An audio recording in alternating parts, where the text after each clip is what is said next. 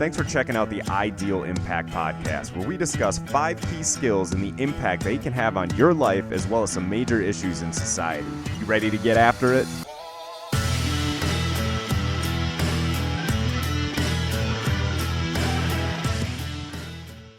We're live. Welcome to episode 3, where we'll be discussing how the ideal skills can have a profound impact on your life. Learn to leverage intentionality, discipline, emotional intelligence, accountability, and loyalty. On today's episode, Dude, you can't do that. No, let's roll with it. I love it. What's wrong with it? So for anybody who can't see, Randy has an outstanding Ideal Impact phone case up, and his phone is blocking his entire face as he reads the intro. I'm trying to get the intro down, so we got this. It's only the 3rd episode. I love it. We're still learning. All right, so anyways, on today's episode, we have Brian Swick. Hello, Brian. Hello, Randy. Hello, Kyle. Hello, Brian. How you doing, fellas? Fantastic, Brian. Outstanding. It's a lovely spring day in Northeast Ohio where it was 38 degrees and raining. It's amazing. I was going to say it was a little blustery today. Just so you guys know, I did an outdoor workout and it was like 75 and superbly sunny down here. I hope you got a sunburn. Same. Oh no, I laid a nice base tan down while I was on the boat in Austin. So while I was working last week, I was on a pontoon boat in Lake Austin doing jetpack, like water on the jetpack pontoon. That's a jam right there. That's a jam. Little Big Town. Shout out to Little Big Town. I know you're listening. Yeah, they are. All right. Anyways, let's get this started. So, Brian, can you share a little bit about who you are, where you came from, your childhood with all the listeners? Yeah. So, like Randy, I grew up in the Lake County, Paynesville area. Normal kid. You know, my parents were fantastic. One sibling.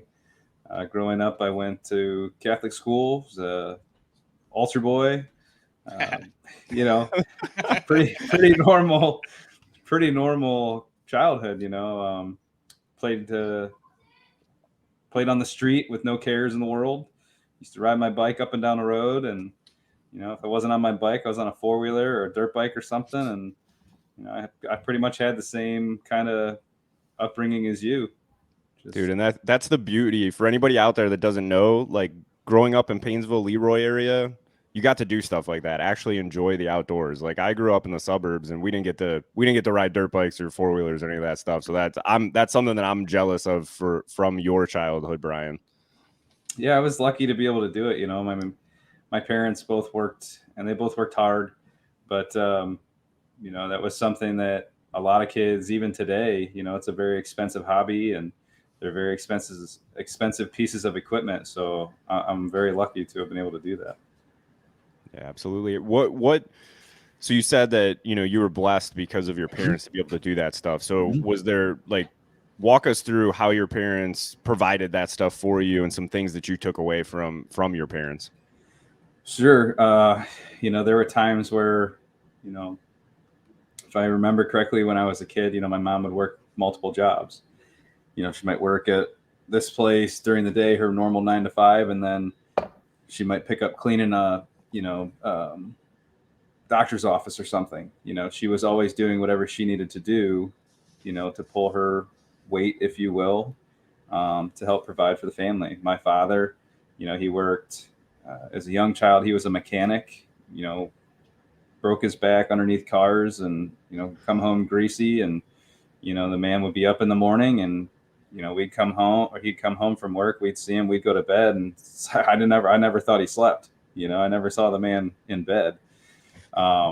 So yeah, they both worked really hard, and they provided everything that they could to my brother and I, and we never wanted for anything, but by no means were we like wealthy or rich. So, you know, there were times where we couldn't afford something, so we didn't. You know, it wasn't like, I feel like today, where, you know, a kid will throw a tantrum until he gets what they want. that didn't fly in our household. Doesn't fly in my household either. Yeah.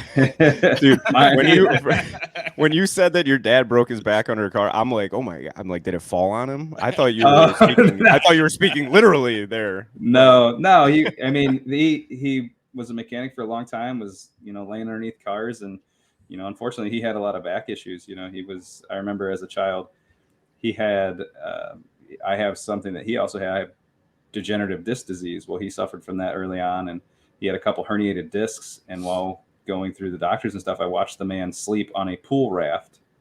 I know I said I never saw him sleep, but later on in life, I watched the man sleep on a pool raft. Well, you said you never saw him sleep in bed, so Yeah, technically you're still good. Yeah, but no, they were fantastic. They've been married. We're approaching 50 years here. Another couple years, they'll have 50 years.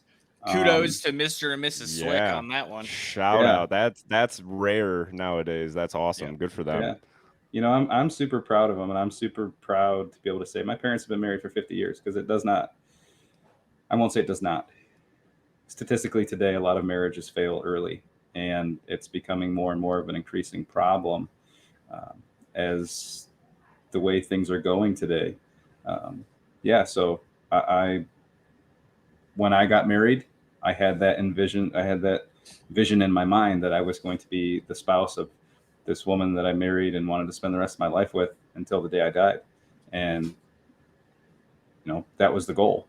And they've pretty much have succeeded. They're not on their deathbeds by any means, but, they've got almost 50 years. That's a long time. So that's a very long time. Yeah. Have you ever asked them, like, hey, what's your secret to keeping a marriage alive for that long? I won't say that I've asked in those words, but my parents I'm very, very lucky. Again, I'm very close with both of my parents. I have an excellent relationship with my father. We're sometimes more like brothers than we are father and son. And then I have an excellent relationship with my mom. My mom and I can talk about anything and everything under the sun without any embarrassment or whatnot. But in lesser words, it's compromise. It's working together, and it's doing some of the things that you don't want to do, knowing that you have to do it. And that's, this person got stuck at work, so now you weren't planning on it, but you go pick up the kids, you run to practice, or you weren't planning on making dinner, now you're making dinner. It's picking up for each other. It's being a partner. It's doing everything that you can to support the one that you love for the ones that you love. And, my mom was the type of woman that was raised that if there was something that you could do to help someone, she did it. So if that meant, taking care of my dad's laundry and his dinner and this and that, that's what she did. Now, my father, on the other hand, hardworking dude, went to work all of his life. He was the manly man. So when it came to it, his responsibility and roles were, he did, the dad things, the disciplining a lot of the time, or, the exterior housework, the fixing of the vehicles, the coaching. My dad, I was very lucky. My dad got to coach me. So everything that they did growing or throughout their marriage has been, I would say, in knowing what they need to do to help the other. And they've supported each other all along. They've had their arguments, just like most people, everything from finance to everything else, but that's a part of life. That's a part of marriage. There are going to be struggles, and it's not going to be, fantastic all the time. No, I would say 50 years, you're probably going to have an argument or two. I would say you better. Man, first of all, Brian, that was incredible, and you painted such a clear picture for us. So thank you for that. Your parents seem just like incredible people too, and shout out to Mr. and Mrs. Swick for raising an incredible person, and Brian as well, and a good friend too. One thing that you mentioned there when you were talking about your dad, so you're saying that he got to the opportunity to coach you when you were a kid. So what were some of the sports that you played, and what impact did those have on your life and how they shaped you? Sure. So I played a lot of sports, everything from baseball, which has always been my passion, my favorite sport, football, wrestling. We played a little bit of roller hockey, nothing crazy, but I thought you were gonna say roller derby. I'm like, I could totally see that. no roller derby. I wouldn't mind it. I think that'd be pretty sick. I think it'd be a lot of fun. But no. Yeah, the Cleveland Guardians, right? And they had to sue the Indians when they changed their name and everything. Yeah, I could totally see Brian being a Cleveland Guardian out there. Heck yeah, man. Awesome. No, but he coached me in baseball, and he coached me in my little league years. So basically, around 9 to 11 years old. He at that point he had changed careers, so he had gotten out of the mechanics industry, and he went into sales, and he bought into a Cornwell franchise. So Cornwell was a big, kind of like Snap-on today years ago. So he bought into that, and that made his schedule a little bit more flexible for the stuff for us, the kids and stuff at home. That's huge. That's huge. Yeah. Flexibility is huge as a parent. Yeah. So he primarily coached me in baseball, and, I rode that wave for as long as I could. And, baseball has always been something I really hold near and dear. I got to hit in the home run derby contest with Jose Canseco a few years back. Was he juicing at the time? Was he juicing, or was this pre-juice? Hey, I love my boy Jose, and I don't know. Well, we do know because he wrote a book and said that he did. Yeah, right. But the book was written before the book was written before this event, I believe, if I recall. So did he win the home run derby? He was no longer in baseball. We did, myself. So it was kind of cool because he and his twin brother Ozzie Canseco came. Dude by the name of Shannon Heeb and another guy by the name of Howie Kraus. So they were the either 2 professional baseball players and 2 professional softball players that came. And then they took 2 players from the tournament, myself and another guy. And so we broke it down 3-on-3, and we had a home run derby, and we ended up winning. It was in the News Herald, it was in the paper. So it was pretty sweet. Yeah. You're a celebrity. Dude, that's awesome. That's a story I did not know about you. How did you wind up in a home run derby with freaking Jose Canseco? And did he give you any of his steroids? I'll answer the second question first, and no, he did not. The answer to the first question is we were playing in what's called the Matt Hank tournament, and that's a baseball tournament, a softball tournament for men over in Menor, and it was to raise funds for a firefighter who had passed away of brain cancer.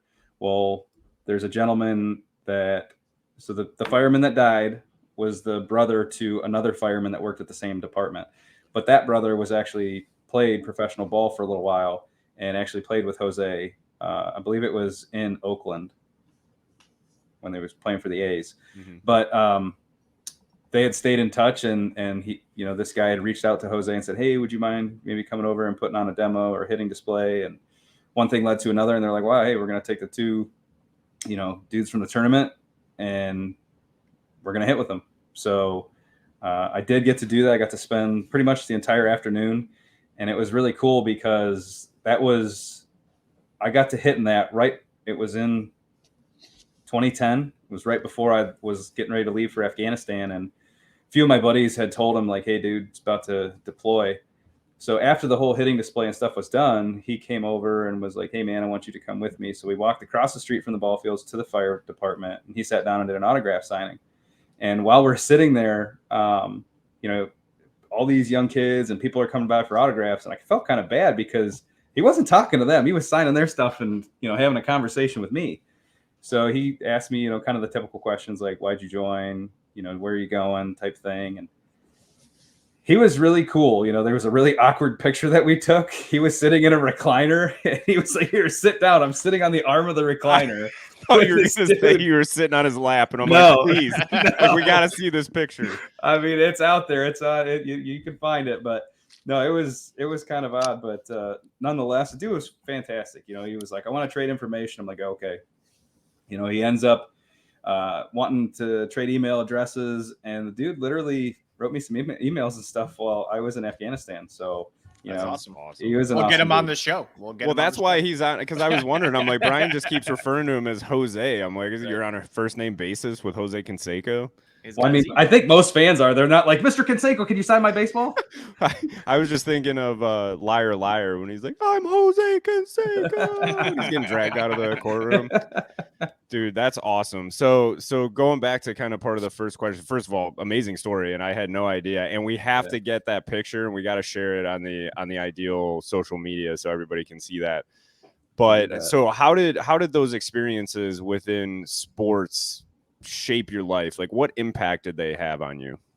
Oh man, I was lucky because I was decent at baseball. That kind of came easy to me. Some other sports, not so much. I was this really fat kid growing up. So when I was playing football, I played for St. Mary's school. And because I was over a certain amount of weight, I had to wear the piece of red tape on the back of my helmet, which meant I wasn't allowed to carry the ball. So that probably started a lot of my self-conscious stuff as a child. That kind of shaped me into the person who knew what it felt to be made fun of or bullied. And from a very young age, I was like, I don't want to be that guy. I want people to like me. I don't want people to dislike me. So I'm going to treat people the way I would want to be treated. So as a fat little kid in football, 90-degree summers, as you're about to start back to school, practices were hard. I learned at a young age, like if you're going to do something, you're going to have to work hard at it, especially if you're a chubby little bastard. Like it's not easy. Brian was a sweaty boy those summers. Yeah, I was. But I was on Brian's we were on a travel team together, and he was either going to hit a home run or he was going to hit a single. I mean, those were. I wasn't legging out a double or a triple. That was for sure. Yeah, home run or a single. I was thinking you were going to say a home run or strikeout, and I'm like, he was just a little tiny Babe Ruth. That's all. No. I was a very port little pitcher too, man. Portly David Wells. You remember David Wells on the Yankees? His shirt was always untucked. That was Brian as a kid. He had a full goatee, drinking beer in the dugout. It's awesome. Pretty much. But but I thought that was insightful what you said. Like it had it's so funny because when you ask most people about what impact did sports have on you, it's positive, right? And ultimately it was positive, but the positivity came from a negative experience where you learned how you wanted to treat people. So I thought that was super interesting, man. Yeah. Yeah. I mean, it made me work hard. And then, the last year that I actually played football was at Auburn Middle School. So what were we, 7th grade? Yep. And big Josh Reynolds, I was a linebacker, and Josh was playing fullback, and this dude came through the line and just practically took my head off. I was laid out on the ground. He was a large man. Was he my age? Man. Is he my age? No, he's in our class. He's a couple years older. Oh man, I played against a guy in basketball with the last name Reynolds that was my age, and he was a tank. That's probably Chris. I was going to say Chris Reynolds. Yeah, that was it. Okay, all right. It's one of our classmates' little brother. Gotcha. Okay, cool. Yeah, he was a tank too. But yeah, good segue, Brian, to take us into your high school years and like what happened afterwards. Yeah, sure. So high school again, that was a little rough. I was the really nice fat kid that no girl had interest in. So, I was everybody's friend. Nobody wanted to date me, but I also have a September birthday. So I was driving early and everybody needed rides. So I just, have you guys seen the movie Just Friends with Ryan Reynolds? Yes. Yeah. I picture. Hi. Oh, that movie's so good. Oh, they should have got you to star in that. Brian was permanently friend zoned by a lot of people. Ryan Reynolds stole Brian Swick's starring role. Yeah. I mean, there was a girl, and Randy knows who I'm talking about, and I won't use her name because, she's an awesome woman. She's happily married and has kids, but I used to chase this girl always. And if she watches this, she'll know the story because it's a pretty unique story. After I left St. Mary's, I went to Riverside, obviously, with Randy and whatnot. So I left private school to go to public school, but we were still going to PSR, or basically your school for Catholic education. And this particular girl was at the school too.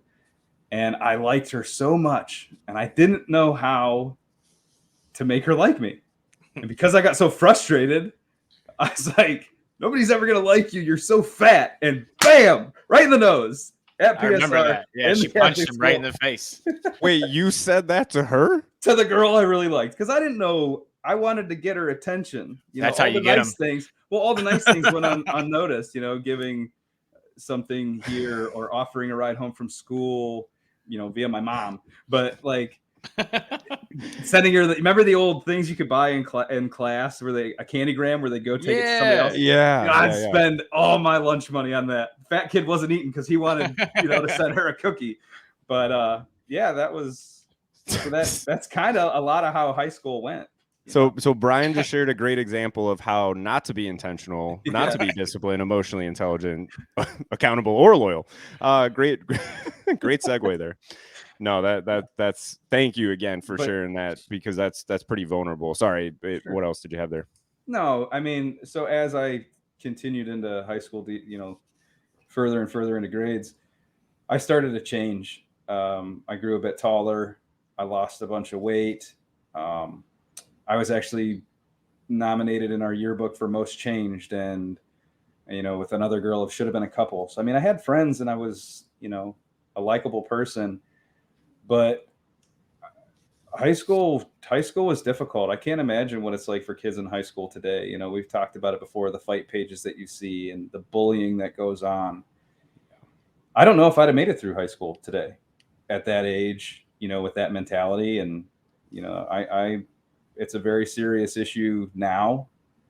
And I can almost sympathize with some of these kids. You never want to see a child take their life, but it is cruel and it needs to change. So, yeah, 100%. Anything you do now just ends up on social media. So, right. Yeah, and instead of anybody stopping what's happening, they just film it and post it because they want the likes and the views and all that stuff. And we could get down a rabbit hole on that. And trust me, bullying and social media stuff that we are 100% going to talk about soon. But yeah, it's so funny too, because Brian, you probably don't remember this, but the first time, what year did you guys graduate? 03. So I graduated in 05 from a different school. So I went to Mentor. Randy and Brian were at Riverside.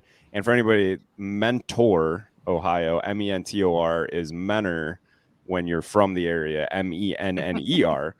So, but I went to the what do they do in Fairport Harbor? It's Mardi Gras. I went to the Fairport Harbor Mardi Gras, and a friend of mine, Derek Fry, knew you from baseball or something at that point, and I met you there for the first time. So this had to have been I don't know, maybe 2003, maybe your senior year. I don't know, but I remember meeting you for the first time, and you had you had the puka shells and the polo, and I'm looking at you, I'm like, this dude looks like an Abercrombie model, like puka shells. Yeah. I'm like, but I remember seeing you and meeting you for the first time, and I'm like, man, that's a handsome fellow right there, Well, thanks, Ty, you're making me blush. Yeah, but you were genuinely just a super nice guy, and so it's funny for me to hear this stuff, because at that point in time when I met you,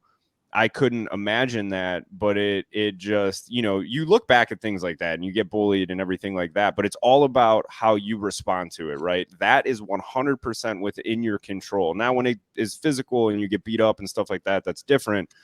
But when you're emotionally bullied or you're physically bullied too, right? Like, obviously some of that stuff's not within your control, but how you respond to it is, and the person that you become because of it is 100% within your control. And you have to take some intentional action. Obviously with that, you have to reflect. Maybe there's therapy involved for some people and all of that stuff, but you can do it, and you can become a genuinely amazing person despite things like that happening to you. And you're a shining example of that. And I know Randy and I are both very proud to call you friend and have you in our lives. So thank you for being you, man. Yeah. Thank you. I appreciate that. It means a lot to me.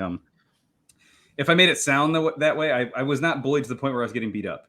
Yeah. No, you didn't. Yeah. To your point today, I have this feeling that the kids that were in my shoes today may not end up the same way just because it's everywhere. Before, when we were kids, it was just a kid at school. It wasn't on Facebook. Right. It wasn't on Twitter. So back to this whole thing of how it's going now, something's got to give, man. And, it's just, I'm glad that I grew up then and not now. Yeah. Yeah. I agree. I think we all are. Yeah, for sure. Why don't you talk about what you did after you graduated? So I did quite a bit after I graduated. I worked construction for a while, got into the trades and learned a lot of that. And then there was a point where I was a superintendent in a apartment complex, kind of a customer service thing. Got used to talking to people. People would say, "Hey, I need you to do this for me." So you don't really have a choice. You start conversing. That was for a short time. And then, at that time I learned where I was living in the apartment I was living, it was very diverse. So I learned things about different groups of people that I'd never really been exposed to growing up where I grew up. So I think that kind of helped shape me for my career in law enforcement, and when after doing that, I got into law enforcement. I spent many, many years, almost 2 decades in it, and left that not that long ago. How'd you get into law enforcement? I was always that guy that felt like he wanted to help people. I was always that guy that also wanted to stand up for the weak person, being that I was a weak person at one point. And there are plenty of people that can't do it for themselves. And I was able-bodied, and, I always thought I was well-spoken enough to be able to, kind of use some verbal judo and talk out of problems versus having to go to physical altercation. But I would say that a lot of it was just what I experienced growing up, that I knew I wanted to try and help people that were dealing with the same stuff. And do you think that those same feelings is why you ended up joining the Ohio Army National Guard? Yeah, the joining the military thing was actually somewhat unexpected. It was never really on my radar. And I was actually working in law enforcement and got laid off the day after Christmas. Merry Christmas. Yeah. Geez. Yeah. Wow. Yeah, that was a tough one, like at that time, thank God I was not married. I didn't have any children. I didn't really have any real responsibilities, but it left me wondering, like, what the heck am I going to do? And at that time I had applied everywhere, you name it, West Coast, California, Vegas. I got a call and I was literally packing my bags to go down to Fort Myers, Florida. I started looking for jobs, and it was kind of that recession period that everybody was in back then, that 2008 time period. Yeah. And nobody was hiring. And so after, I couldn't tell you how many applications I filled out and how many phone calls I took, I was like, I got to do something. And at that time, Randy was doing it, and looking at him,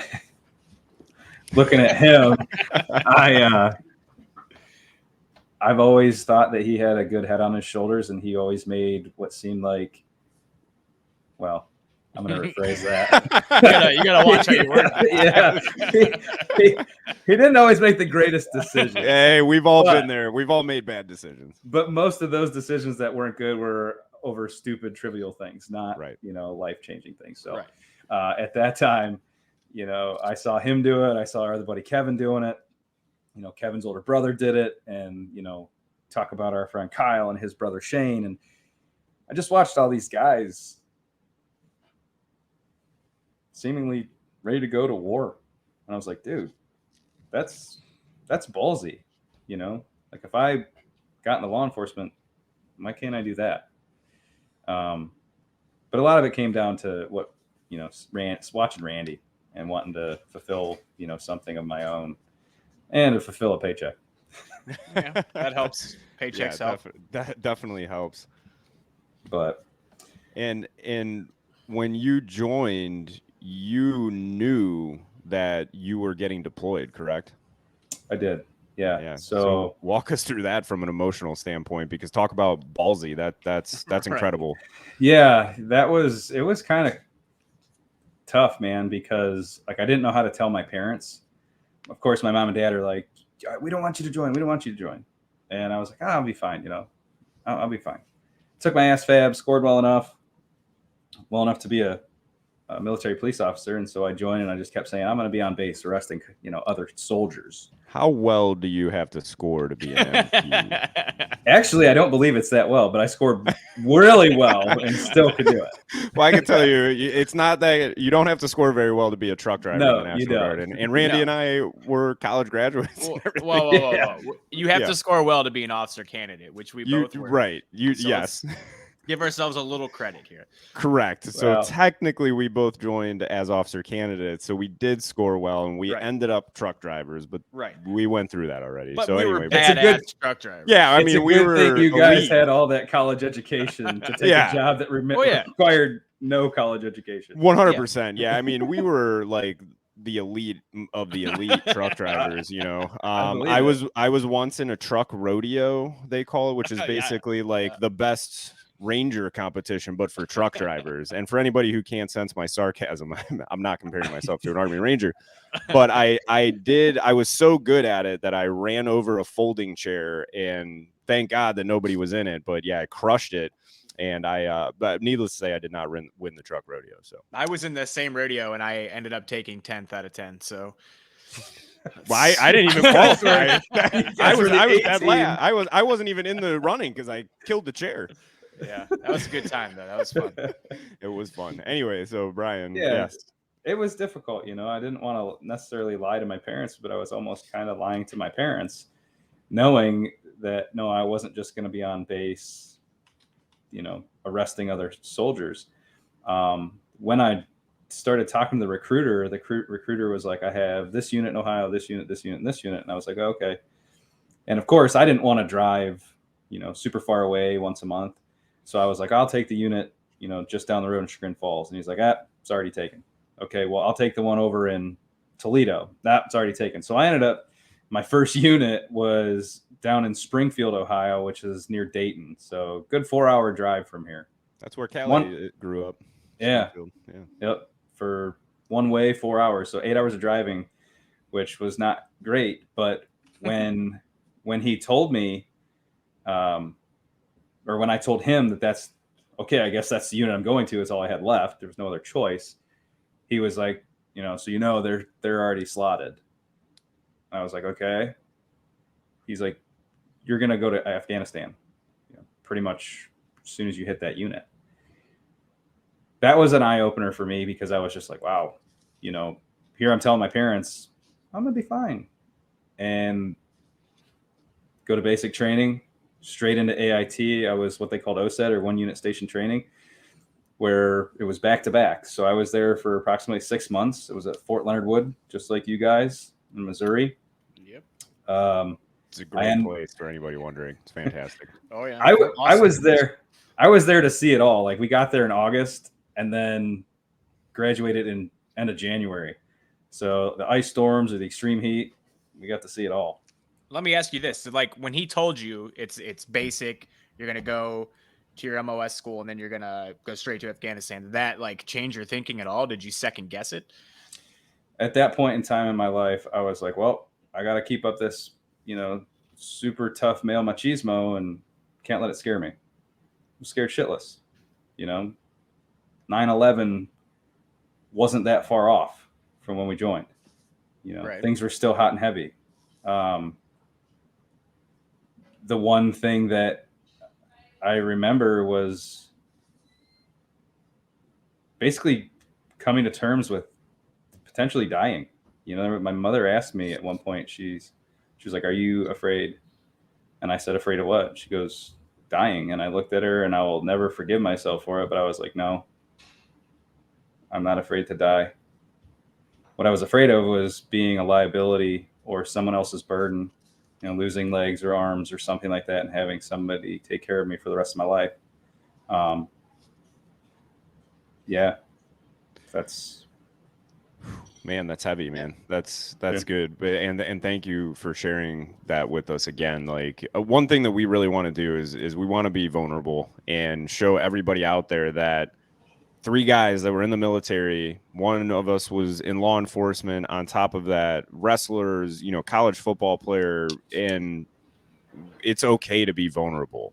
It's okay to say how you're feeling, and that's a lot of what emotional intelligence is, right? Like managing those emotions, but also being open, being honest, being transparent, and being vulnerable, because it's just such a tragedy that men especially, right? And I mean women, I'm sure, I can't speak for them. I'm not a woman, but for us it's that machismo, like you said. It's like you can't do those things, or you're the expectation is that you don't do those things in certain expectations. And look at where it's gotten us. Look at where it's gotten us. The amount of suicides in the military and everything like that. And it's because we are basically told that emotional intelligence is lacking emotion or burying those emotions deep down inside. And that's not the case. If you need help, say it. If you're feeling a certain way, talk about it. And I guarantee that a lot of that went into your parents lasting 50 years. I guarantee there's a lot of emotional intelligence involved in that, on being communicative and saying how you felt. So again, thanks for sharing all that, man. Of course. Do you want me to continue on into the deployment stuff? And Yeah, if you want to talk about it, absolutely. Absolutely. Yeah. Feel free to share whatever you want to feel or share, man. Sure. So 14 days after, and before we left, we did our regular train up. We were at Camp Shelby in Mississippi. We did some time at, NTC, or the National Training Center in Fort Irwin, California, in the Mojave Desert. And then we took off. We were in Afghanistan. We left the States January of 11. And we were there 14 days after I got there. I wound up in a pretty serious accident and wound up in a German hospital, or German run hospital. It's called Camp Marmol. It's in RC North. And basically, the injury I sustained, massive trauma to the body. I dislocated my right shoulder, tore the AC tendon and rotator cuff. I blew out the lower discs in my back, my L4, L5. I've had everything from everything from therapy to epidural injections and treatment up to not having surgery yet. That's been a lasting issue. At the time, the most severe issue was my body went into rhabdomyolysis. My organs started shutting down, and my kidneys were essentially on the verge of failing. And so German doctors made a couple decisions, and they ultimately chose to, instead of starting dialysis, putting me on a constant IV drip of intake of fluid. And that jump-started my kidneys, and ultimately that's been, no issue since. After being released from the hospital, I went to a TBI clinic because I also sustained a traumatic brain injury. For anybody that doesn't know the difference, it's just pretty much a severe concussion. But I went to a TBI clinic. After I left the TBI clinic, I went back to my base, where I went to physical therapy. And I thought, maybe, and it wasn't that I was like wanting to go home. By that point, I was invested. Now I had a personal vendetta, So I wanted to see how it much through. time did you spend in between? So you got there 14 days, you get injured. So how much time has gone by before you go back with your unit? Before I go back to my base, or to duty? To duty. Like a month and a half. So where are you Maybe at mentally at this time? Like you're there 14 days and you're already in a pretty serious accident.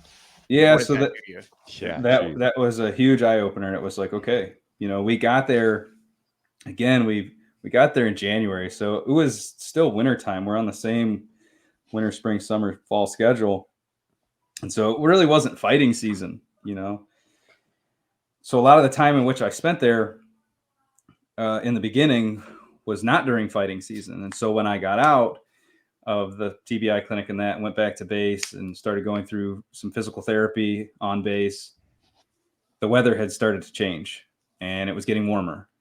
And, not long after that, we were running a typical mission. So my parents know this now, but at the time they didn't. Yes, I was an MP, but I never served as an MP. I served as what was called a PSO, or personal security officer, for our brigade commander. So I was with a full bird colonel all the time. Everywhere he went, I went. And in some cases, we would do something called troop circulation, where we basically go from base to base to check on our counterparts to see about morale and things. And one particular day, we get in formation on our truck line, and we're planning to go take the colonel over to do this troop circulation. And in tow with, we had our chaplain who was going to go and, see soldiers all over. While we're getting ready, our secondary mission outside of being the PSD for our command was we were the outer cordon of security, if you will, for a Navy EOD team. And the EOD team. What is EOD for anybody that doesn't know? It'd be explosive ordnance device. Basically, they're the guys that do all the crazy stuff, go uncover bombs, walk up to them in big green suits, or use robots to turn them over. So the Hurt Locker, right? For people yes. that are familiar with that movie, those guys are EOD. Yeah. Yes. And so it just so happened we're getting ready to run our own mission, and we get stopped, and they said, "Hey, we just got a call." And there was a call of a live in-placed IED outside of a school building. So mission changed. We're not doing what we were doing before, but we're going to go and move out to this location. And that was the first time I'd seen combat. We got out there, they located the ordnance, they tried to use a robot, flip the robot over, guy gets in a bomb suit, walks up to it, uncovers it, takes his photographs, moves it away from the school building, they blow it in place. We're like, okay, job's done, right? We're about to leave. And we were caught with the perfect textbook L-shaped ambush. So we ended up seeing combat for the first time. And that was like, okay, now this is really legit. I was just prepared to pretty much finish the next umpteen months not knowing when I was going to go home like this. Shortly after that, the colonel and I were on a mission to where we were doing troop circulation again. And we had flown out west to a couple different places, one called Camp Griffin and one called Gormach. And we had gone out there and we were doing what they called a KLE, or a key leader engagement, to where we were basically going to meet with the provincial governor and basically attempt to offer more aid. And so we go out and we're with an SFAT team, which is kind of like a small, specially trained group of soldiers. They're not special forces by any means, but they're trained in close quarters movements and stuff like that. And they were our way in to meet with this guy. So we run this mission and everything goes smoothly. We meet the guy, we actually have a meal with him. The conversation between him, ourselves, and our interpreter were productive, and we ended up heading back. Well, there were dudes on that SFAT team that I was friends with. And so after the mission had ended, we'd gotten back to base. We all kind of went and dropped our gear, and we all met back up in the chow hall where we had dinner together. Myself, the colonel, a couple other officers, and then some NCOs. So the NCOs and I, or us NCOs, and the colonel actually decided after dinner we were going to go to the gym together. So we went and worked out, and then we said our goodnights, went and showered, went to bed. The next morning we woke up, and the colonel and I are leaving to go to the HLZ, basically hop on a helicopter and head home. And so as we're going out to the HLZ, the same group, this SFAT group, we're mounting on their trucks to run basically a presence patrol, very close to where we were just at. Traveled through the same areas to get to where we were. And so as we were leaving, we were, peace out, see you in a couple weeks or whatever. Colonel and I got onto a Blackhawk, and we flew back from their location to ours at Camp Span. And by the time we got there, when we landed, it was in blackout. And blackout means they cut all communication, no email, or internet, no phone. And that was because my friends were killed by a suicide bomber, running practically the same mission as before. That shaped me a lot. You live with survivor's remorse. If I'd have been there, maybe I'd have seen something. Maybe I would have noticed something. That was really hard. That set the tone for the rest of the deployment. And I had even more aggression, anxiety, And that's when I learned what PTSD was. So, yeah, man, it was, you hit the ground running from day one. And the kid who was like, yeah, okay. Never really thought that at first. It's a lot to unpack there, man. A little bit. And yeah. Thanks again. Thank you for sharing and being so vulnerable with us. So Yeah. it sounds like you had some pretty big challenges to overcome, you know, in that point in your life. Were there any moments that you can think back to in kind of your process of recovering from all of that, that you use these skills to kind of help with that process and, you know, become who you are today? Yeah, I mean, discipline was huge. You know, I had to realize, you know, be disciplined about what I was subjecting myself to, knowing that I would have triggers, you know. Discipline to realize I still have to be healthy. I need to exercise my body because my back does not feel well. You know, core strength is huge, and I'm not a super core strength guy, but it took discipline for me to get to the point where I could go and do a core workout because the core is essential to the back and supporting it. So discipline was huge in the gym when it came to that. My emotional intelligence was tested a ton. Yeah.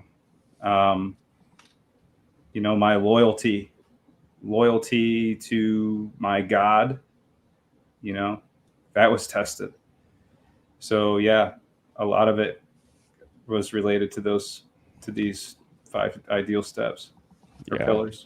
Yeah. And man, that's, yeah, loyalty. What you just said there at the end, I think that's something that a lot of people think about when they experience a tragedy like that, right? It's why is this happening, right?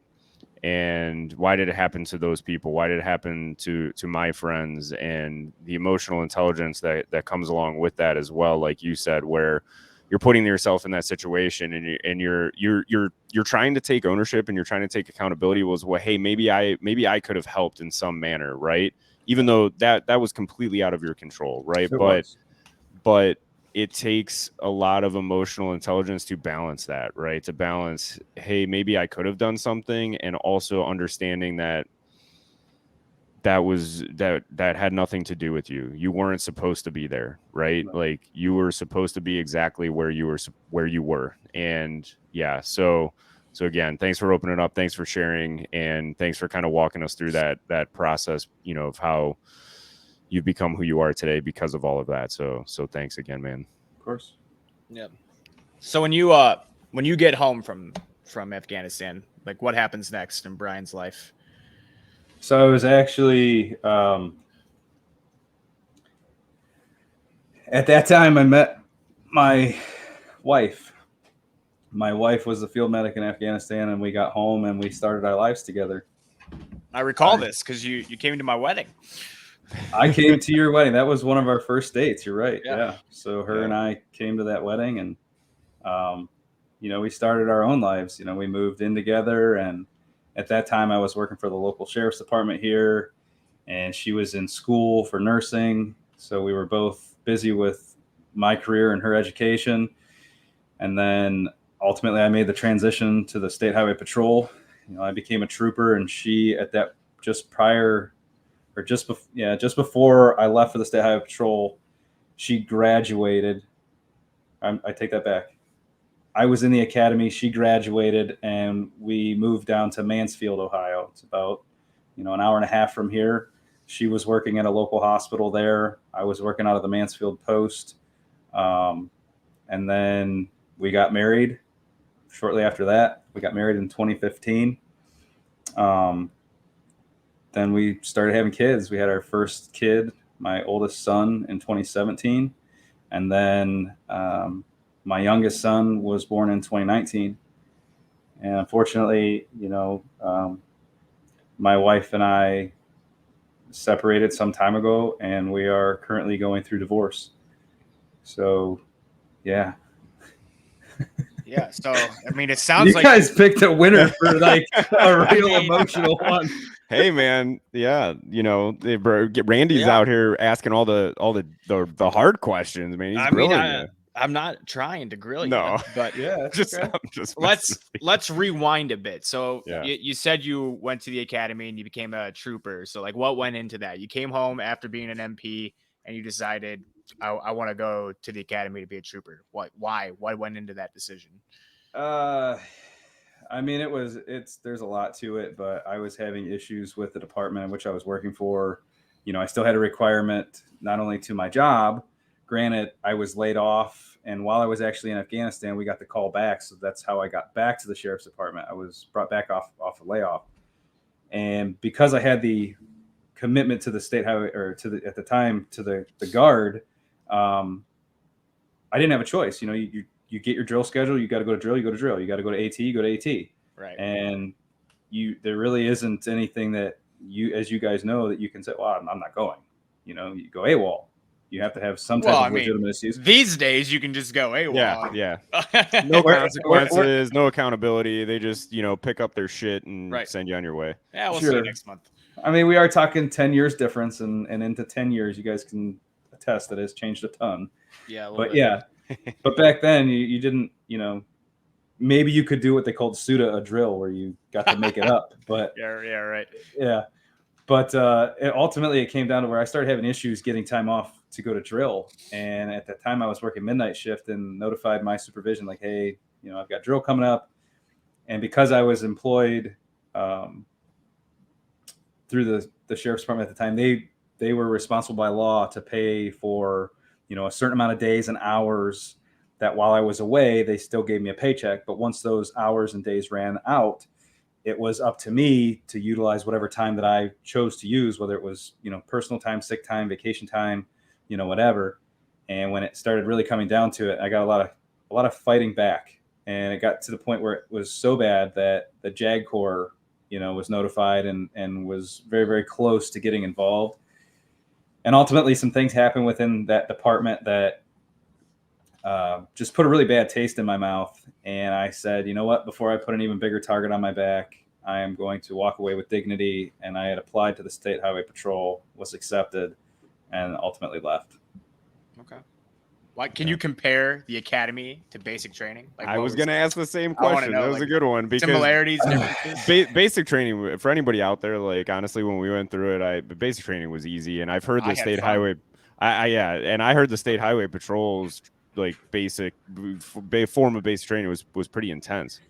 It is, and it was. When I went through, just like the kids that are going through today, it was harder for me. When I went through, the dudes that did it 10, 15, 20 years before me, it was harder for them. And it's gotten softer over the years, but ultimately at that time, it was still pretty legit. We had what we called heavies. I have a friend, and I haven't talked to him in a long time. And, I really look up to this dude. I love this guy. He was a Marine. He was in the Air Force for a while. He was in the Army for a while, worked in every branch, but ultimately did, probably 30 plus years and then retired. But he was one of our heavies, and this dude is a monster. He's probably every bit of 6'4", 6'5", at that time, probably 260, maybe 270, just jacked. And he was the dude that was in your face. He made our drill sergeants look like pussies, dude. This guy he was an intimidating guy. And, the curriculum was intense. You had to learn and memorize ORC, or the Ohio Revised Code. So all the sections of law, you had, what they call DT, or defensive training, self-defense, but, very similar to, jujitsu. And, you had weapons training, driver's training, a ton of physical activity. It was not uncommon. Basic training, you woke up, you PT'd right away. Same thing. State Highway Patrol, you woke up early as shit, you PT'd. And after PT, you'd go do colors, where you'd basically go hang the colors for the day. You'd come in, you'd have breakfast, and then you're in a classroom until basically just about lunchtime. And a lot of the times before you go eat lunch, you go back and do another workout. And like in, the last time we kind of talked about this, Kyle, that HIT training is all we did. We didn't use weights. We didn't go into a weight room. So I think I went in to the academy probably right around 220, 230. I graduated the academy at 185 pounds. At I 6 foot remember tall. those pictures. Yeah, you looked. I you think looked- somebody called me a cancer patient, if I remember correctly. Yeah, I mean, you looked. No it pun. was It's not funny at all, but that's no, how no, much no. weight I Yeah, had lost. yeah. I mean, you lose it 50 was, pounds, you notice. Yeah, Yeah. you notice you definitely didn't look like yourself. It Sure. was incredible. So unlike basic, basic, if you did something wrong, chances are you're just going to get smoked. You're going to do push-ups, you do sit-ups, you do all that stuff. In the academy, not only did you get smoked, they smoked the dog shit out of you, like worse than basic. There was a time where I remember our entire class we only graduated 36 people, but our entire class was in the front lean and rest for almost 2 hours straight. That's fun. Front lean rest is the push-up position, just basically holding a plank. Yes. Right? Yeah. I mean, arms straight, not on your elbows, but yes, Yeah. holding a plank. And then after that, if you were lucky, if you got the right instructor, they might talk to you and correct you.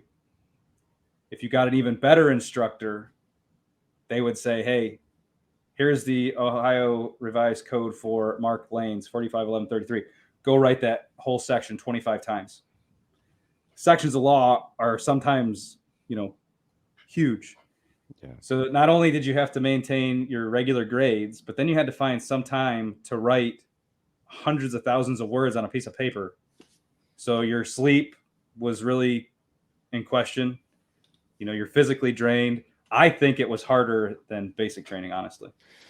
Yeah, that's what I've heard from multiple people. And I think one thing that you shared there is like, yes, 100%. It's everything. You go back every generation, right? In the military training, the Ohio Patrol, police force, everything has gotten softer. And some of that is good, right? Like obviously there was a lot of big issues in the military and the police department back in the day, air quotes, before body cams and stuff like that, unfortunately, and racism and whatever. But at the same time, so some of that needed to evolve and change. But man, the lower standards from a physical perspective and an emotional intelligence perspective and everything, it's just definitely, well, I don't want to say emotional intelligence, but maybe like a mental toughness standpoint, because there's a fine balance, right? There's emotional intelligence but a mental toughness as well. And you have to have a balance of both. And man, like what you see today, as far as like what you used to picture, if everybody closed their eyes back in like the 90s, right? And you pictured a Marine or a soldier, it's not what you see today. And it's incredible that we've lowered those standards. And me personally, I feel that we're opening the country up to a lot of vulnerability and exposure in a very negative manner by lowering our standards from a military perspective. And we've lowered them across the board, from education, everything. But really that one strikes home to me, because when I put that uniform on, I was fucking proud to look the part and to have, to be that example for some kid out there that wanted to be a soldier when they grew up and be like, damn, like that guy's squared away. Right. And, so what are your feelings on that? I find it really difficult to watch some of the new recruiting videos and how they're marketing it, and they're literally, the last video I watched, it's the new Army recruiting video, and it's a cartoon. Have you seen it? I have not. Nope. No, it's literally part cartoon. It's drawn out cartoon. And it's about this girl's story of her growing up. And it just so happens that the girl is raised by two moms. I've heard about it. Yeah. Continue. I haven't seen it, but I know where you're going. I haven't even heard about it. So go ahead. I'm interested. So they're talking and driving this point home. Like, it's okay if you're raised by two moms. You can still be in the military. Sure you can. Yeah. You don't need to be told that. Right. But they're forcing it, like, we're going to take guys that have two moms or two dads, or girls that have two moms or two dads, and we're going to be okay if you're transgender, trans this, whatever. They are using what is of a huge current event right now to shove down impressionable young people's throats. And it's quite disgusting. When we were going in, or even before us, it was be all you could be. Last time I checked, you can be a boy and be all you can be. You can be a girl and be all you can be. You can be a boy that is transitioned into a woman and still be all you can be. I don't understand why we're laying this out and spoon feeding it as if it makes us different than then, because it doesn't. That kind of chaps my ass. So, yeah.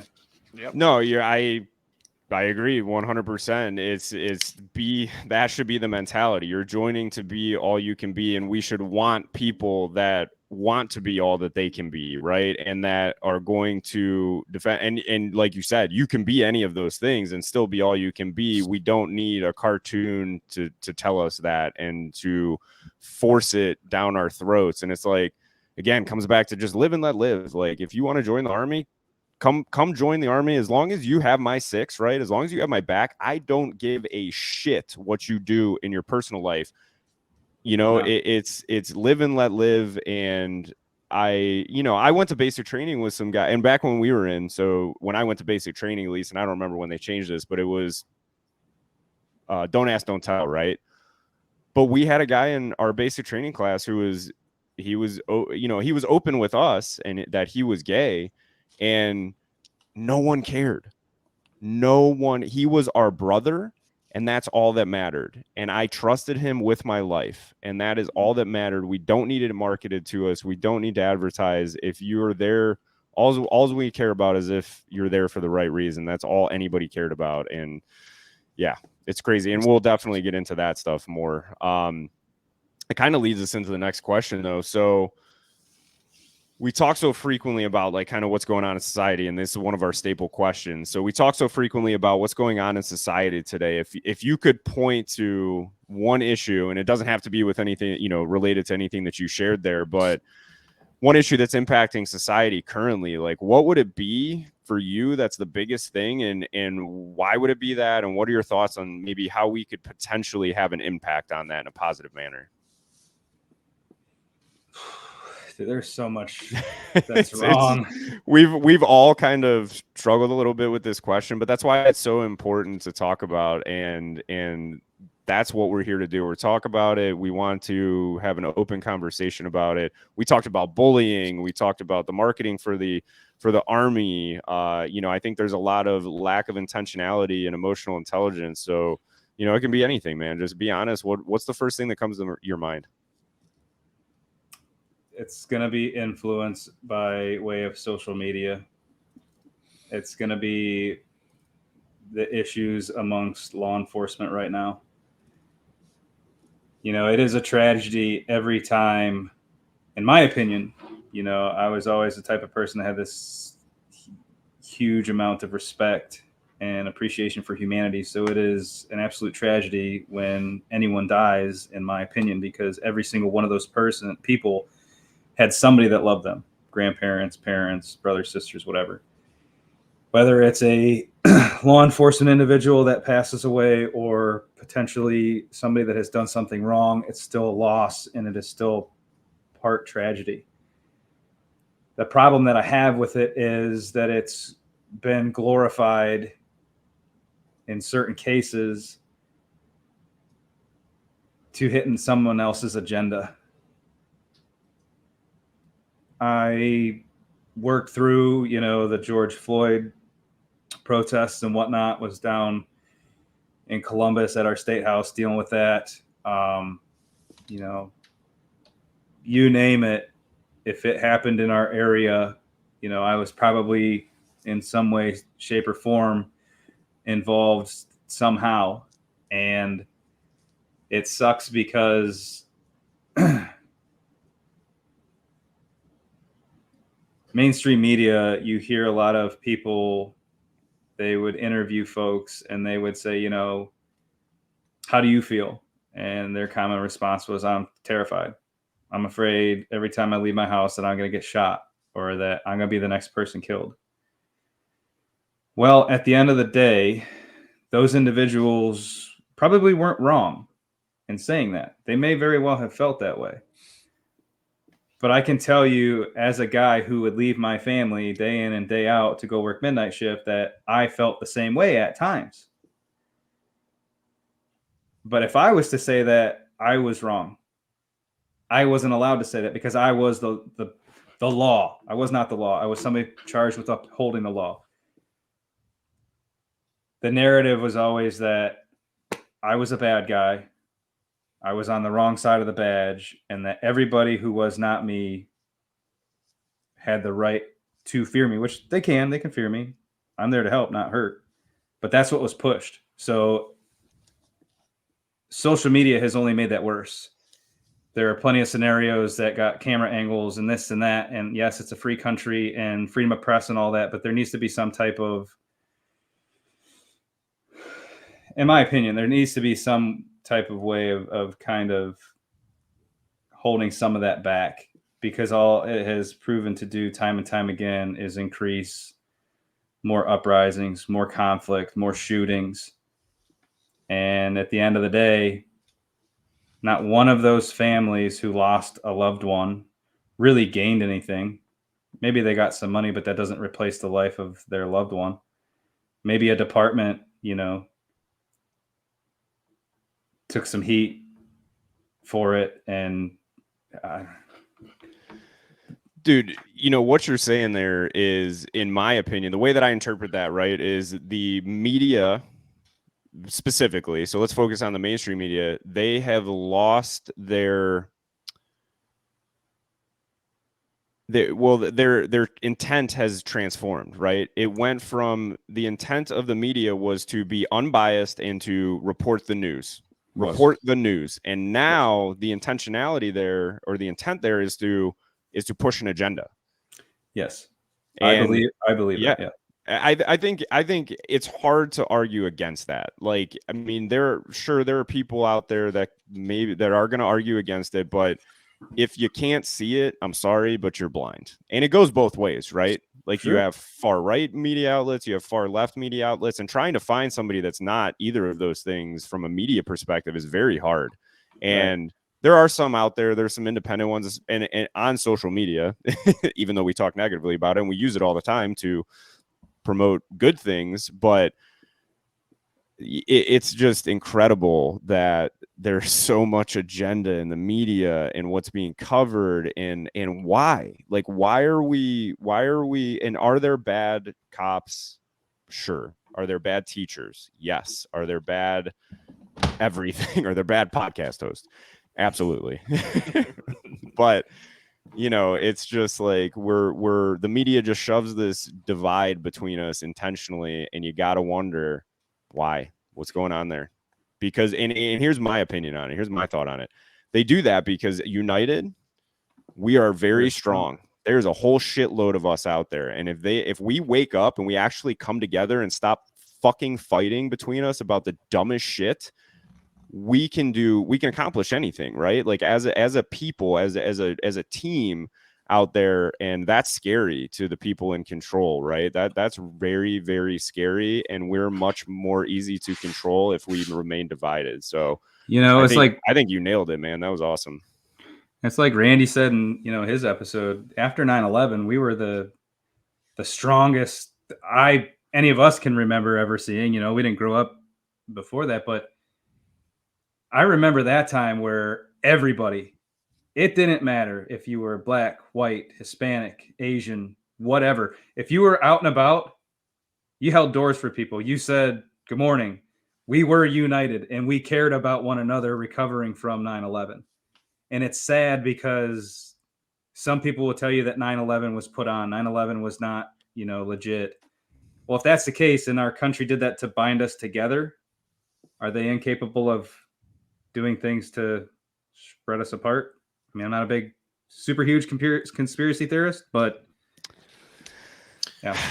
I think conspiracies come down to logical thinking a lot, right? Like, and maybe not even logical thinking, critical thinking. It's like, let me question this before I just buy it. Let me just question it and think about, like you said, just research it. Think for yourself. Like, that's all you need to do. And maybe it's true and maybe it isn't. But unfortunately, a lot of times you're like, yeah, that sounds like a crazy conspiracy theory. And then years later, it's like, oh, it wasn't.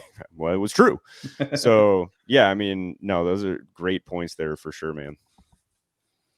But So what is else you there guys any? got for me? Yeah, is there any? So back to that topic. Actually, is there any of the 5 ideal skills? And just a reminder for everybody out there, and we're going to really dig deep into these skills in the next episode. But so intentionality, discipline, emotional intelligence, accountability, and loyalty. Is there any skill that you can point to out of those 5 that could apply to that situation that you just mentioned as an issue and impact it in a positive manner? I mean, obviously, we all say it. Every one of them could be looked at in some way, shape, or form. But I think intentionality, I've thought about this for a long time, even since the first time we tried this on the first go, but intentionality, if everybody could just see things a little differently in terms of how you make somebody else feel when saying something, how you answer something. No matter what, there's 2 sides to every coin, and no matter how you flip it and you go to talk about something, it's going to offend one or that other side, right? Yeah. Intentional conversations, like you say, like we're trying to do here. We want to talk about it. It's okay to disagree. It is okay to further the conversation and maybe it get a little heated. But it's, in the end, it's about the betterment of both sides, right? I think if everyone, law enforcement, I'm not going to say gang members because it's probably really not going to happen, but But if they could, just be a little bit more intentional about, how you treat people, the judgment in which you pass. At the end of the day, none of us have the right to judge anybody. That's only up to one person, in my opinion, and that day will come. But, being intentional goes a long way, just from the way you wake up in the morning and what your plans are throughout your day to what you want to accomplish by the time you go to bed, to the way you talk to your neighbor or somebody random on the street. I think just people need to be more intentional about being a good human being versus enjoying or taking part in all the conflict of today. I agree there. Damn, man, you nailed it. Yeah, and that goes back. So we were talking before every episode. Randy, Brian, and I just kind of talk about whatever, because we're all busy and we're constantly communicating through text message because kids and jobs and all of that stuff. One thing that we talked about, and this was a key takeaway for me, and I'm sure we'll get into this on other episodes, but I was at this event in Austin, Texas this last weekend, and I was waiting for Randy to say Boston, but Austin, Massachusetts. But one of the big things that I took away from that was approach every interaction that you have with no other intent than to add value to that person, right? And I shouldn't say no other intent. Obviously, you might be trying to communicate something, but with the intent that you're going to add value to that person in some way and expect nothing in return. And if we do that, we can make the world a better place. If you pour into other people and you just want to, regardless of how you feel about that person or their political views or anything else, just try to be intentional about adding value to that person. So, and I'm going to have a call to action for some folks, for everybody at the end of the call here. But so we talked about the ideal skills and frequently about that. So thanks for opening up about that. I think we have one more question. Well, first, right? I want to go back to the intentionality thing with Brian. Yeah, I'm not done with intentionality. Baby, let's go. Let's roll. Yeah. I love intentionality. So, Brian, how would you say that police departments could go about being more intentional with training police officers? Well, first and foremost, more frequently. I know that as a trooper, we would go down for a yearly in-service, and you would requalify on your weapon. You would requalify, on your taser. You might get lucky enough to go into the DT room and work some self-defense training. But I don't remember which one of you it was, but you had reverted to how special forces train in one of the episodes, to where they do it day in and they do it day out. Right. I think I brought that up on the practice podcast, we'll call it. Yeah. Maybe that's what I'm remembering. It was the practice podcast with Brian. But let's just think about it. You've deployed. Like, think about the training that you went through to prepare for a deployment so you could be ready when you were over there. And when you're a police officer, you're out there on a daily basis dealing with these things. And I feel like they're not getting the training that they need. Right. So that would be the first thing. If your department's going to offer it, even if they made it mandatory, that means that the individual is still going to get it. But a lot of it comes down to, yourself.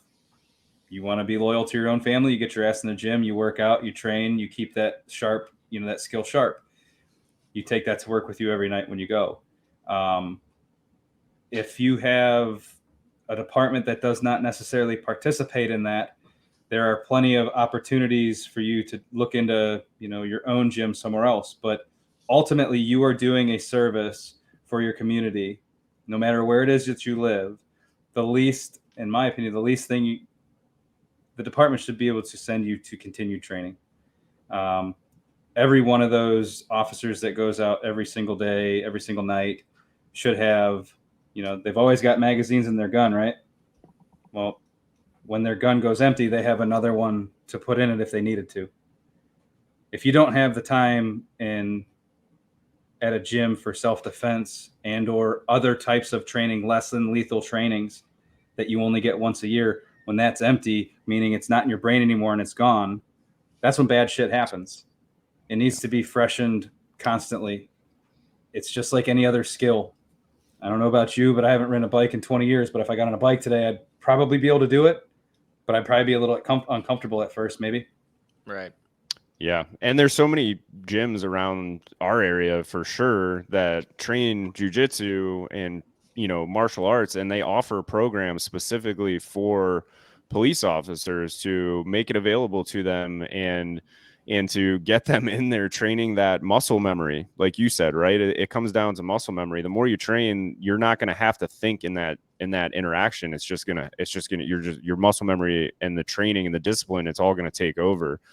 So yeah, and you pointed it to ownership, right? Like if you're a police officer and your department isn't offering that stuff, go get it yourself. Like you owe that, like you said, that loyalty to yourself, to your family, to the people that you're helping too, right? Like that's another there's a person on the other end of that gun. Like you're pointing that weapon at that person.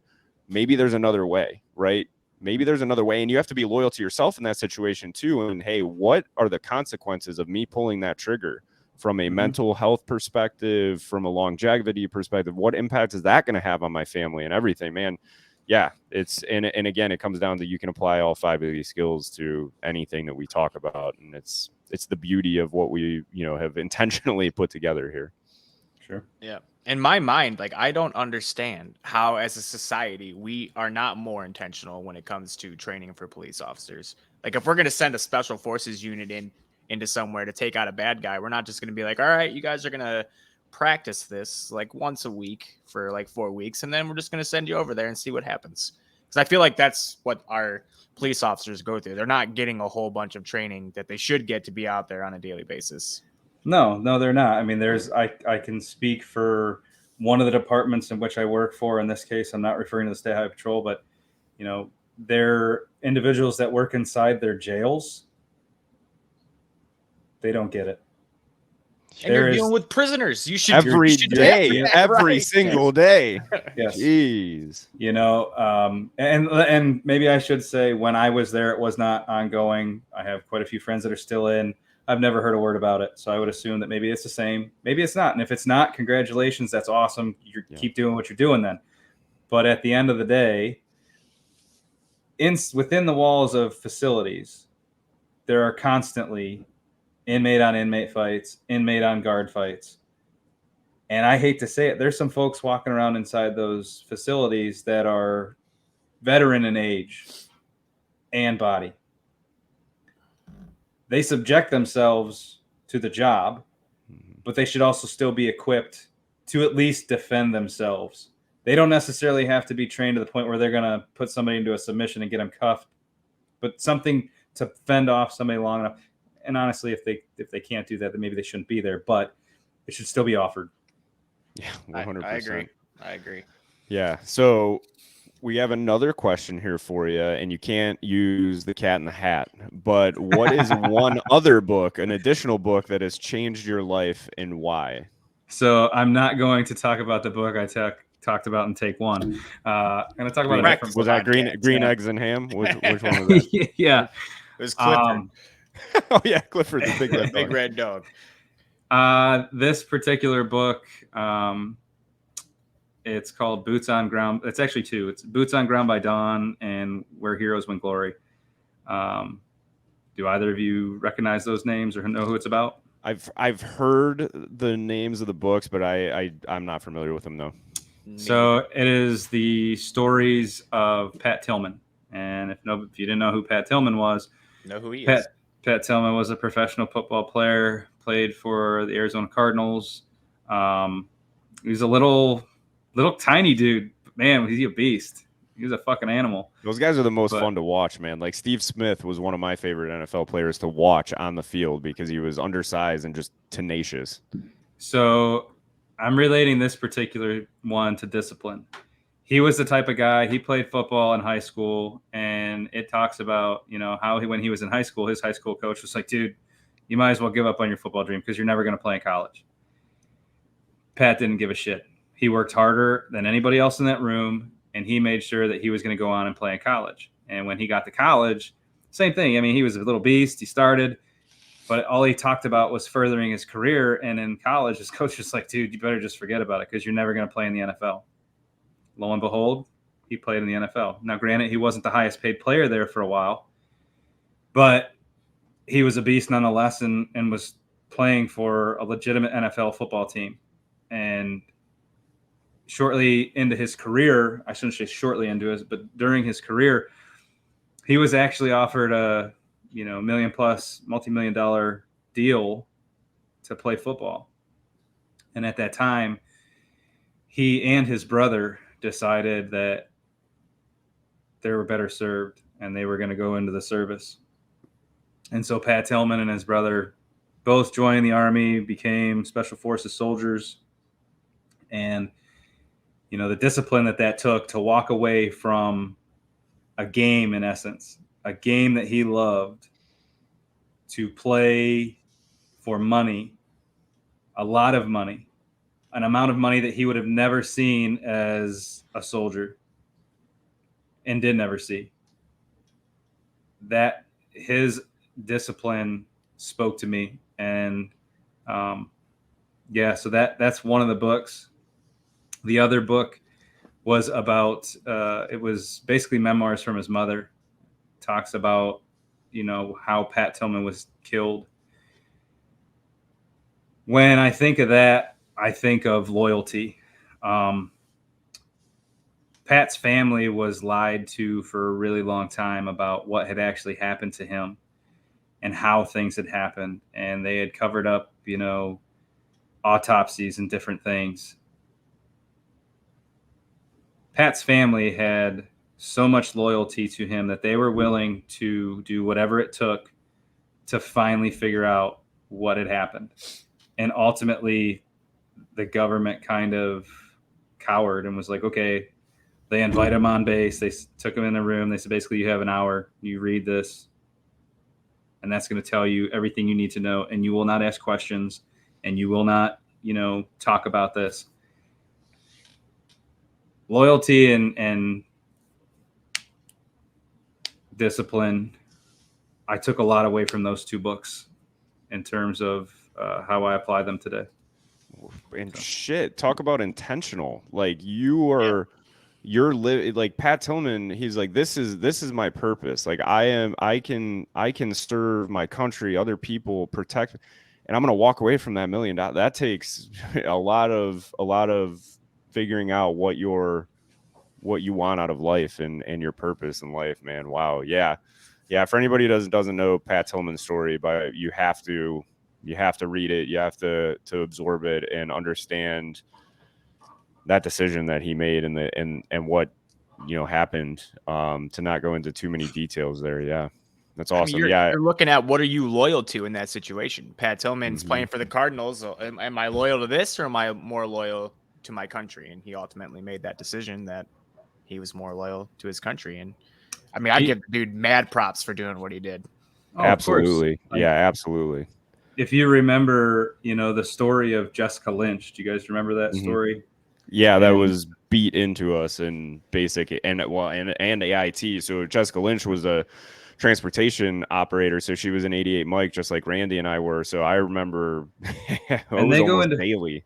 Yeah, and they go into detail about her and that whole scenario of how she was abducted or kidnapped. And, Pat Tillman was ultimately a part of the team that went in and heroically rescued her. If Pat was alive today, he would tell you that it was all bullshit because there was no roping in, guns blazing, blah, blah, blah. He did that within the intent of saving another American human's life. The story we got was not at all that.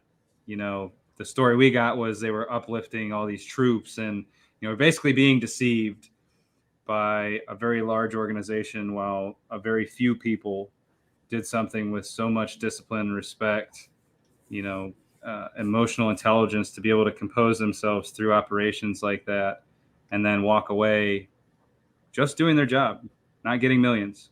I mean, that dude, to me, he's the epitome of a role model, doing things for the right reasons. Yeah, Right. That's somebody you should look up to as a kid.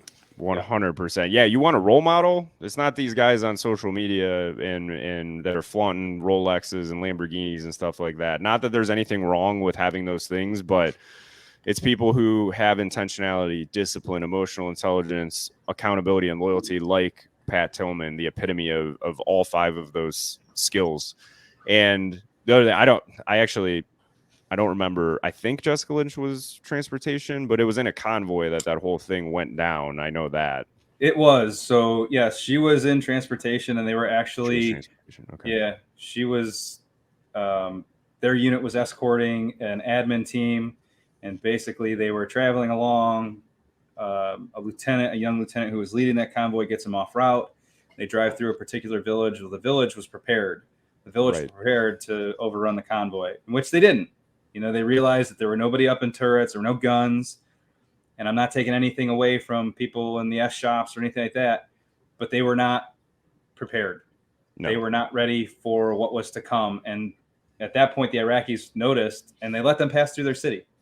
And it wasn't until that young lieutenant got to, I believe it was the Saddam Hussein Memorial Bridge near the Euphrates River, that he was like, oh crap, we're really lost, turns them back. And now re-enters this village, and all hell breaks loose. So, yeah, most of their weapons didn't even work. They were never cleaned. They like you said, they were not prepared. They were, right. And that's what happens when you lack. And not the only thing, obviously, that's a very intense, specific situation. But had the leadership in that unit been more intentional and disciplined and all of these things, and had them prepared, then that may not have been the case, and it may not have been the outcome. So that's how important these skills can be applied to something very minor in your life, and they can be applied to life and death situations as well. Sure. I mean, that's why they make you do all those things you feel are stupid and basic. You're like, why are we doing all these small little details? Why? And why are we getting smoked because one person doesn't have their bed folded the correct way? Well, it's attention to detail, being disciplined, so you don't make stupid mistakes when you're out there when your life is on the line. 100%. I actually had a issue at the State Highway Patrol with that. A roommate of mine couldn't roll his socks, couldn't do any of this stuff. And after my bed was tossed a million times, I was like, look, dude, you're either going to learn how to do this or I'm going to run your face through that mirror, So it didn't mean anything. But at the end of the day, he understood that it had absolutely nothing to do with rolling socks. It had everything to do with doing what you're supposed to, the way you're supposed to do it, so you're prepared for this, whatever the situation. Right. If you can't do something simple like roll your socks, then what are you going to do when you're out there in the shit? Like, I remember my wall locker got tossed because one ACU jacket, I didn't have the zipper all the way up. And he looked at me, he's like, you're going to be an officer and you can't even zip up your damn ACU jacket? And he tossed my whole wall locker. And I was like, shit, just because of one zipper. But it's not about the zipper. It's not about the zipper. It was lack of discipline on my part. I didn't pay attention to what I was doing. Yeah, one of my favorite things from basic was, so we all got wise and, you know, we all had combination locks, right? So eventually you got sick of putting that freaking combination in every time. So you were just, you would put it. Yeah, right. So the drill sergeants went in one time and we came back from training and there was a pile of combination locks in the middle of the drill floor, all locked together. So anybody who didn't lock that, they had to go through, and they all looked exactly the same. Obviously, Awesome. you had to go Try through all every of one those of and them. put the combination in. I was so glad because I locked my locker that day, and I was so happy. But again, that comes down to secure your shit. Like, make sure that your gear is secured, because it could get stolen, it could end up in the wrong hands, like, and then you're without it. That could cost you your life. If you lose something that's critically important, you could put the mission in danger. So yeah, that was one thing with basic training, man. Everything for the most part was very intentional. Right. And then, like, when we talk about these skills and people are always asking, like, well, how do I become more disciplined? It's the small stuff. Start small and then work your way. You're not going to redo your life in one day. Start something small and then build from there. And that's what they do with you at basic. You start small, like those first few weeks, and then they give you a gun, and then now you got to take care of that. So it's like you're getting more responsibility and you're learning how to be more disciplined as you're going through the process. Yeah, if you think you're going to go from my 600-pound life to David Goggins overnight, then that ain't going to happen. Unless you're David Goggins, well, he didn't do it. He didn't do it overnight. It took him it took him like 3.5 days, but still. I was gonna say practically overnight. Yeah. So, last question for you, Brian. If you could give our listeners one piece of advice, what would it be? And that's another very challenging question. It's tough, dude. But I would say believe in yourself. You know, nothing is impossible with a little bit of discipline, a little bit of loyalty, whether it be to yourself or family or friends. You know, any one of these things, having a little bit more, emotional intelligence goes a long way. And I'm learning that the hard way right now. But, this is a product. And people invest into products all the time, into their favorite face creams, into their gym or whatever. Why not invest into this? You know, take these ideal skills, put them to use. It can change your life. But invest in yourself, and any one of these, 5 tools can help you get there. Damn, dude, that was extremely impactful, and it's crazy that you say that. So while you were talking during that, I wrote down, you can overcome anything if you believe in yourself. If you believe that you can overcome anything, you absolutely can. So the fact that you said that is just absolutely amazing. And what I want to do today is I want to call everyone that's listening to action. And it was something that came out of this event in Austin as well.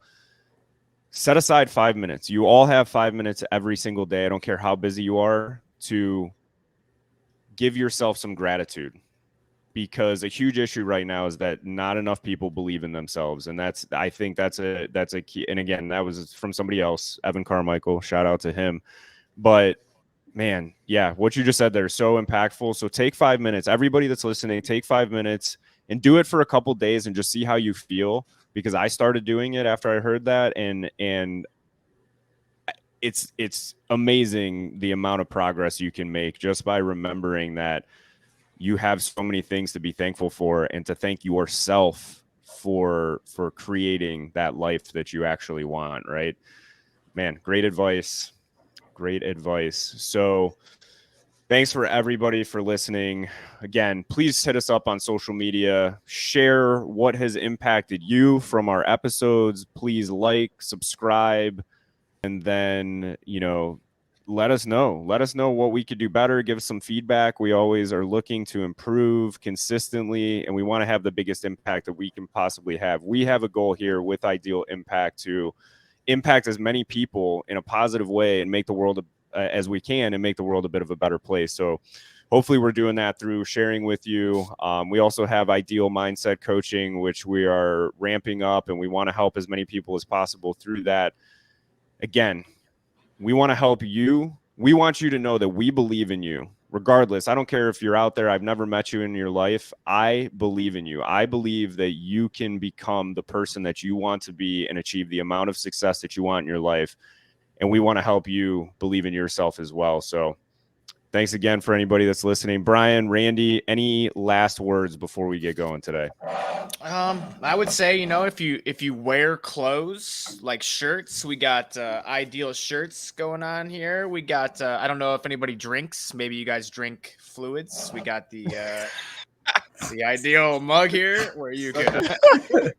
We got merch. We got merch is what I'm trying to say. And people wear clothes and people drink drinks. And we got notebooks. We got posters. We got all kinds of stuff. So check it out. We've got good grammar too. What if people have phones? Do we have anything for their phones? Oh, we might have phone cases. Ooh, look at that. It's shiny. It's awesome. Case. Protects your phone. Case. Outstanding. No, thanks again. Thanks. Oh, go ahead, Brian. The only thing I was going to add is don't forget about the Connect calls. Ideal Connect calls. Get yourselves into one of the Connect calls. Be able to ask Randy and Kyle questions. Shoot them at them real time. Get some insight and connect them one-on-one. So you forgot yourself. And Brian. I'm here too, but yeah.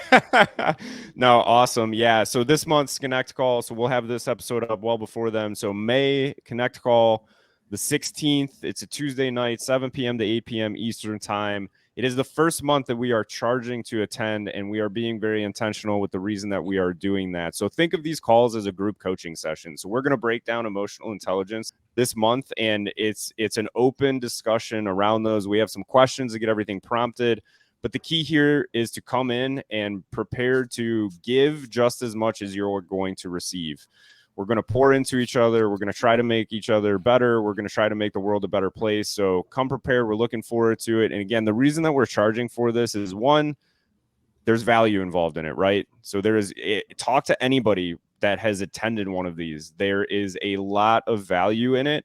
The other thing too is you're going to get, so we're going to ramp up the merch that you get as we go. But this month, it is an ideal bookmark. So we love reading. If you don't know that, ideal bookmark, and it's going to be something different every month. And then also, so 5% of every dollar of profit that we make is going to go to charity. And again, we're hoping to do something with an anti-bullying campaign, but at the end of the year, we're going to sit down, we're going to calculate our profits, and we're going to take 5% of that, and it's going to go directly to make the world a better place. So thanks, everybody. Brian, Randy, outstanding. Love it. Can't wait to continue on this journey of what we're doing and the personal growth and development that we're experiencing along the way. So thanks, gentlemen. It's been a great night. Thanks, guys. Bye. Hey, everybody. If you liked what you heard today, please check us out on Instagram, Facebook, LinkedIn, and Twitter. And don't forget to head to Eventbrite and grab one of the 10 tickets available for our monthly Ideal Connect call.